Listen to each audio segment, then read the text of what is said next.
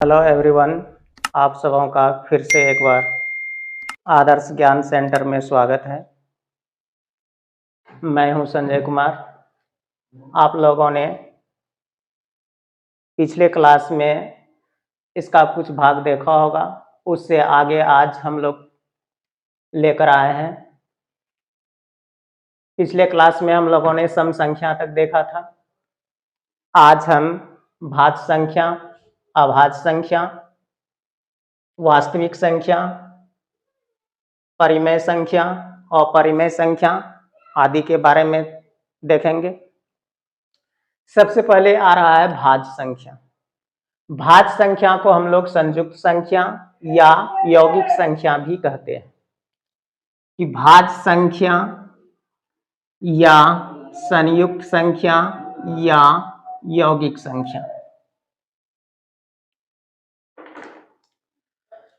तो ये भाज्य संख्या, संयुक्त संख्या या यौगिक संख्या, ये एक ही संख्या का नाम है। भाज्य संख्या किसे कहते हैं?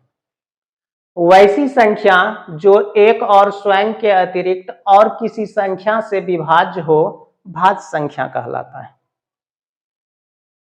या इसका दूसरा परिभाषा है वैसी संख्या जिसका 2 से अधिक गुणनखंड या अपवर्तक हो, भाज्य संख्या कहलाता है। जैसे 4, 6, 8, 9, 10, 12, 14, 15 इत्यादि। तो इसमें हम लोग देख रहे हैं कि 4, 1 और 4 के अतिरिक्त ये 2 से विभाज्य है, इसीलिए ये भाज्य संख्या है। 6, 1 और 6 के अतिरिक्त 2 और 3 से विभाज्य है, इसीलिए ये भाज्य संख्या है। 8, 1 और 8 के अतिरिक्त 2 और 4 से भाज्य है, इसलिए यह भाज्य संख्या है। 9, 1 और 9 के अतिरिक्त 3 से विभाज्य है, इसलिए यह भाज्य संख्या है। तो इस तरह से जो भी संख्या हो जो एक और स्वयं के अतिरिक्त और किसी संख्या से विभाज्य हो, तो वह भाज्य संख्या कहलाता है। अब हम लोग देखते हैं कि सबसे छोटी भाज्य संख्या 4, क्योंकि भाज्य संख्या की शुरुआत होती है 4 से, इसीलिए सबसे छोटी भाज्य संख्या 4 है। सबसे छोटी समभाज्य संख्या 4, क्यों? तो 4 जो है वह सम संख्या भी है और भाज्य संख्या भी। अगर आपसे पूछा जाए कि सबसे छोटी समभाज्य संख्या कौन है, तो इसका आंसर होगा 4। अब इसमें देख रहे हैं कि 4, 6, 8, 9, तो इसमें 9 जो है वह विषम संख्या है। तो अगर आपसे पूछा जाए कि सबसे छोटी विषम संख्या क्या है, तो इसका आंसर होगा 9, अर्थात सबसे छोटी विषम भाज्य संख्या 9। तो इस तरह से हम लोग देखते हैं कि अगर आपको कोई संख्या दे दिया जाए, अगर आपसे पूछा जाए कि ये भाज्य है या अभाज्य है, तो हम लोग इसको पहचानने के लिए देखेंगे कि क्या वह संख्या एक और स्वयं के अतिरिक्त और किसी संख्या से विभाज्य है या नहीं है। अगर वह विभाज्य है तो वह भाज्य संख्या होगा। अब हम लोग आते हैं अभाज्य संख्या में। वैसी संख्या जो एक और स्वयं के अतिरिक्त और किसी संख्या से विभाज्य नहीं हो, अभाज्य संख्या कहलाता है। कि इससे पहले भाज्य संख्या को हम लोग देखें कि वह एक और स्वयं के अतिरिक्त और किसी से भाज्य था, लेकिन अभाज्य संख्या में है कि वैसी संख्या जो एक और खुद के अतिरिक्त और किसी संख्या से अगर ये भाज्य नहीं है, तो ये अभाज्य संख्या कहलाएगा। इसका दूसरा परिभाषा है कि वैसी संख्या जिसका केवल 2 गुणनखंड हो, अभाज्य संख्या कहलाता है। तो जैसे में हम लोग देखते हैं 2, 3, 5, 7, 11, 13, 17। तो इसमें सबसे पहले हम लोग देखते हैं 2 में, तो 2 जो है वह 1 और 2 के अतिरिक्त और किसी से विभाज्य नहीं है, इसीलिए यह अभाज्य संख्या है। 3, 1 और 3 के अतिरिक्त किसी से विभाज्य नहीं है, ये अभाज्य संख्या है। 5, 1 और 5 के अतिरिक्त ये और किसी से विभाज्य नहीं है, ये अभाज्य संख्या है। इसी तरह से 7, 11, 13, 17, 19, 23 इस तरह से जो भी संख्या होगा वह सबके सब अभाज्य संख्या होगा। अब हम लोग देखते हैं कि सबसे छोटी अभाज्य संख्या 2 है। क्यों? तो अभाज्य संख्या की शुरुआत होती है 2 से, तो इसमें सबसे छोटी अभाज्य संख्या 2 हो। 2 एक ऐसी संख्या है जो सम और अभाज्य है, अर्थात 2 को सम अभाज्य संख्या भी कहा जाता है। क्यों? तो 2 जो है 2 से पूरा पूरा विभाज्य है, ये सम संख्या भी है, और चूंकि 2 1 और 2 के अतिरिक्त और किसी से विभाज्य नहीं है, ये अभाज्य संख्या भी है। तो 2 एक ऐसी संख्या है जो सम और अभाज्य दोनों है। 2 के अतिरिक्त कोई भी ऐसी संख्या नहीं हो है जो सम या विषम हो, यानी सम हो। अब हम लोग देखते हैं यहां कि 1 न तो भाज्य संख्या है और न ही अभाज्य संख्या। क्यों? तो देखें कि भाज्य संख्या की शुरुआत हुई 4 से, अभाज्य संख्या का शुरुआत हुई है 2 से। 1 न तो भाज्य में है न अभाज्य में है, तो 1 को कहा जा सकता है कि 1 न तो भाज्य है न अभाज्य है। अगर आपसे पूछा जाए कि 1 कैसी संख्या है, भाज्य है या अभाज्य है, तो हम लोग बोलेंगे कि न तो 1 न तो भाज्य संख्या है और न ही अभाज्य संख्या है। इसके बाद आता है परिमेय संख्या। वैसी संख्या जो P/Q के रूप में हो, जहां Q का मान 0 नहीं होना चाहिए, परिमेय संख्या कहलाता है। जैसे 0, 1, 2, 3, 4, 5 ... 1/2, 3/4, 5/6, 7/8 इस तरह से जो भी संख्या होगा वह सबके सब परिमेय संख्या के अंतर्गत आएगा। परिमेय संख्या धनात्मक या ऋणात्मक दोनों हो सकता है। अब आ रहा है अपरिमेय संख्या। वह संख्या जो P/Q के रूप में नहीं लिखा जा सकता हो, अपरिमेय संख्या कहलाता है। जैसे √2, चूंकि √2 को हम लोग P/Q के रूप में नहीं लिख सकते हैं, इसीलिए ये अपरिमेय है। दूसरी शब्दों में कह सकते हैं कि वैसी संख्या जिसका रूट पूरा पूरा नहीं निकलता हो, उसको हम लोग अपरिमेय संख्या कहते हैं।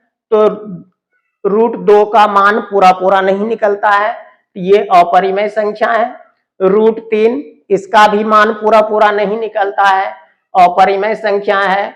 √5, √7, √3/5, √7/8 इस तरह से जो भी संख्या होगा वह सबके सब अपरिमेय संख्या होगा। पाई, पाई भी एक अपरिमेय संख्या है। क्यों? तो पाई का मान 22/7 होता है। 22/7 वह परिमेय है, लेकिन उसका मान जब हम लोग दशमलव में लेते हैं तो वह अपरिमेय होता है। इसके बाद कुछ संख्या इस प्रकार से लिखा जाता है, जैसे 0.33 ... अर्थात इसका अंत कहीं नहीं होता है, तो ऐसी संख्या को भी हम लोग अपरिमेय संख्या कहते हैं। क्यों? तो इसको हम लोग P/Q के रूप में नहीं लिख सकते हैं। उसी तरह से 0.10, 1001, ... तो ये भी अपरिमेय संख्या है, क्योंकि इसको हम लोग P/Q के रूप में नहीं लिख सकते हैं। अब आता है वास्तविक संख्या।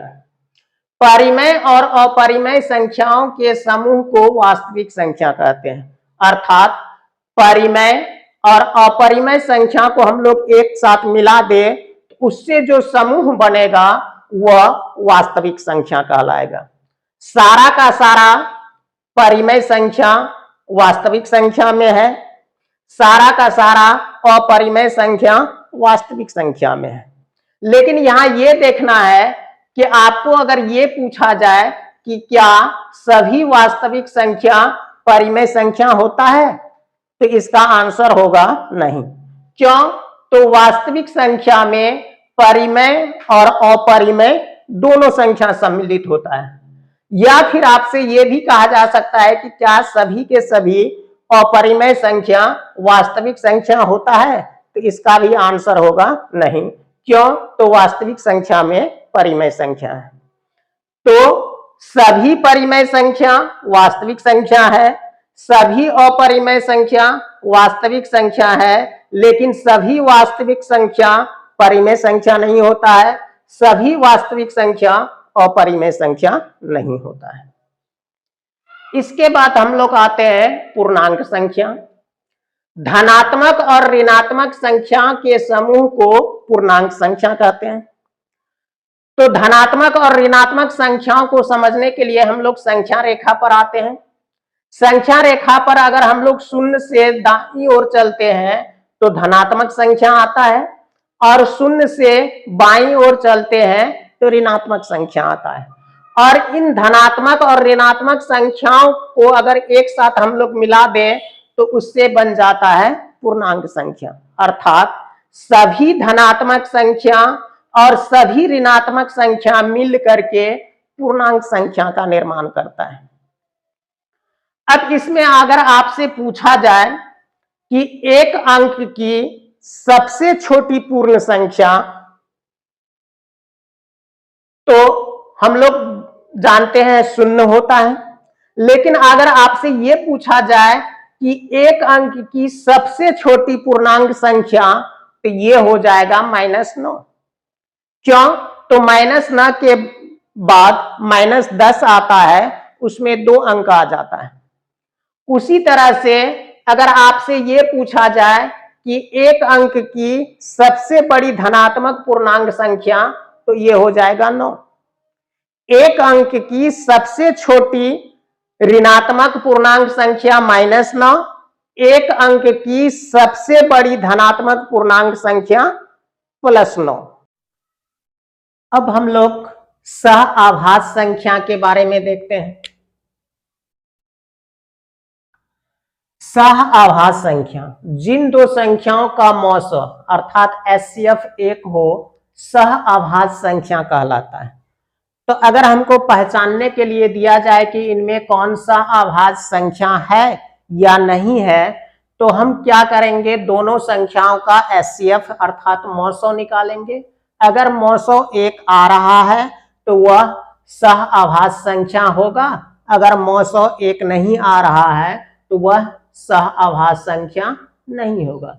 जैसे में 2 3 इसका मौसो 1 है, सह आभास संख्या है। 3 5 5 7 इस तरह से जो भी संख्या हो जिनका HCF 1 हो, तो उसको हम लोग सह आभास संख्या कहते हैं। अब आ रहा है जुड़वा आभास संख्या। जिन दो आभास संख्याओं के बीच का अंतर 2 हो, 2 आभास संख्या है, अगर हम देखेंगे कि उनके बीच का अंतर 2 आ रहा है तो वह जुड़वा आभास संख्या होगा। अगर बीच का अंतर 2 नहीं आ रहा है तो वह जुड़वा आभास संख्या नहीं होगा। अर्थात हम जैसे देख रहे हैं 3 5, तो 3 और 5 के बीच 2 का अंतर है, तो ये जुड़वा आभास संख्या है। 5 7 इसके बीच 2 का अंतर है, तो ये जुड़वा आभास संख्या है। 11 13 17 19 इस तरह से अगर 2 आभास संख्याओं के बीच का अंतर 2 आ रहा है तो वह जुड़वा आभास संख्या होगा। अगर बीच का अंतर 2 नहीं आ रहा है तो वह जुड़वा आभास संख्या नहीं होगा। इसके बाद है संपूर्ण संख्या। संपूर्ण संख्या किसे कहते हैं? तो वैसी संख्या जिनके सभी गुणनखंडों का योग संख्या का दुगुना हो संपूर्ण संख्या कहलाता है। कि वैसी संख्या जिनके सभी गुणनखंडों का योग संख्या का दुगुना हो तो वह संख्या संपूर्ण संख्या कहलाएगा। 1 और 100 के बीच मात्र 2 ऐसी संख्या है जो संपूर्ण संख्या है, वह है 6 और 28। 6 का गुणनखंड है 1, 2, 3, 6। तो इसको अगर हम जोड़ते हैं तो 2 1 3 3 6 6 12, तो 12 जो योगफल है वह 6 का दुगुना है, इसीलिए 6 संपूर्ण संख्या है। और दूसरा है 28, इसका गुणनखंड है 1, 2, 4, 7, 14, 28। अब हम इनको जोड़ के देखें, 2 1 3 4 3 7 7 14 14 28 28 56, तो 56 28 का दुगुना है, अर्थात ये भी संपूर्ण संख्या है। तो संपूर्ण संख्या अगर पहचानने के लिए दिया जाए तो सबसे पहले हम उसके गुणनखंड को निकाल लेंगे। गुणनखंड निकालने के बाद उसको हम जोड़ के देखेंगे, अगर संख्या का दुगुना आएगा तो वह संपूर्ण संख्या होगा, अगर दुगुना नहीं होगा तो वह संपूर्ण संख्या नहीं होगा। तो आज इतना ही तक है। आप इस चैनल को देखने के बाद इसको सब्सक्राइब कर दें, हो सके तो इसको लाइक भी कर दें और इसको आप शेयर भी कर